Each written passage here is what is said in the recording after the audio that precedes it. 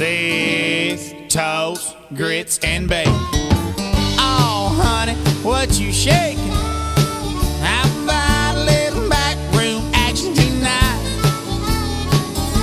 We'll have some eggs, toast, grits, and bacon. Oh, honey, I ain't faking. I'm glad I pulled off at exit 69. Well, I was headed down I-75. I was so hungover, didn't think I survived. Decided to pull off for some relief. But it was Sunday morning, I wasn't thinking too clear. And as you all know, you can't buy beer. So I decided I'd have something to eat. Something like those eggs, toast, grits, and bacon.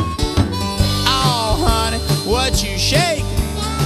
How about a little backroom action tonight? We'll have some eggs, toast, grits, and bacon.